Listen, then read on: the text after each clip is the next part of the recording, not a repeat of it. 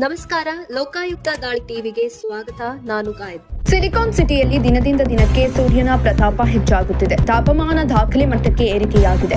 ಸುಡುವ ಬಿಸಿಲಿನಿಂದ ಹೈರಾಣಾಗಿರುವ ನಗರದ ಜನತೆಗೆ ಈಗ ಕೂಲ್ ಆಗಿರಲು ಎಲೆಕ್ಟ್ರಾನಿಕ್ ಉಪಕರಣಗಳು ಹಾಗೂ ಮಣ್ಣಿನ ಉತ್ಪನ್ನಗಳ ಮೊರೆ ಹೋಗುತ್ತಿದ್ದಾರೆ. ಏಪ್ರಿಲ್ ತಿಂಗಳ ಆರಂಭದಲ್ಲೇ ಸೆಕೆ ತಾಳಲಾರದೆ ಜನರು ಎಸಿ, ಕೂಲರ್ ಮತ್ತು ಮಣ್ಣಿನ ಮಡಕೆಗಳನ್ನು ಖರೀದಿಸಲು ಮಾರುಕಟ್ಟೆಗೆ ಲಗ್ಗೆ ಇಡುತ್ತಿದ್ದಾರೆ. ನಗರದ ಎಲೆಕ್ಟ್ರಾನಿಕ್ ಶೋರೂಮ್ಗಳಲ್ಲಿ ಎಸಿ ಮತ್ತು ಕೂಲರ್ಗಳಿಗೆ ಹಿಂದೆಂದೂ ಇಲ್ಲದ ಬೇಡಿಕೆ ಸೃಷ್ಟಿಯಾಗಿದೆ.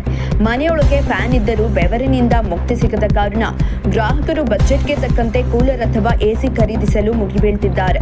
ಆದರೆ ಬೇಡಿಕೆ ವಿಪರೀತವಾಗಿರುವ ಕಾರಣ ಹಲವು ಕಡೆಗಳಲ್ಲಿ ಸ್ಟಾಕ್ ಖಾಲಿಯಾಗಿದ್ದು, ಹೊಸ ಉಪಕರಣಗಳಿಗಾಗಿ ಗ್ರಾಹಕರು 1 ವಾರ ಕಾಯಬೇಕಾದ ಪರಿಸ್ಥಿತಿ ನಿರ್ಮಾಣವಾಗಿದೆ ಅಂತ ಗ್ರಾಹಕರು ಅಸಹಾಯಕತೆಯನ್ನ ವ್ಯಕ್ತಪಡಿಸುತ್ತಿದ್ದಾರೆ.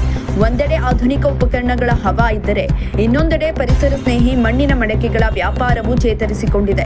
ಬಡವರ ಫ್ರಿಡ್ಜ್ ಎಂದೇ ಕರೆಯಲ್ಪಡುವ ಮಣ್ಣಿನ ಮಡಕೆಗಳು, ಜಗ್ಗುಗಳು ಹಾಗೂ ಬಾಟಲ್ಗಳಿಗೆ ಈಗ ಎಲ್ಲಿಲ್ಲದ ಬೇಡಿಕೆ ಬಂದಿದೆ. ಆರೋಗ್ಯದ ದೃಷ್ಟಿಯಿಂದಲೂ ಉತ್ತಮವಾಗಿರುವ ಕಾರಣ ಜನರು ಮಡಿಕೆ ನೀರನ್ನ ಹೆಚ್ಚು ಇಷ್ಟಪಡುತ್ತಿದ್ದಾರೆ. ಮಾರುಕಟ್ಟೆಯಲ್ಲಿ ಬೇಡಿಕೆಗೆ ತಕ್ಕಂತೆ ಪೂರೈಕೆಯಾಗುತ್ತಿಲ್ಲವಾದರೂ ಕುಂಬಾರರು ಮತ್ತು ವ್ಯಾಪಾರಿಗಳ ಮುಖದಲ್ಲಿ ಲಾಭದ ಮಂದಹಾಸ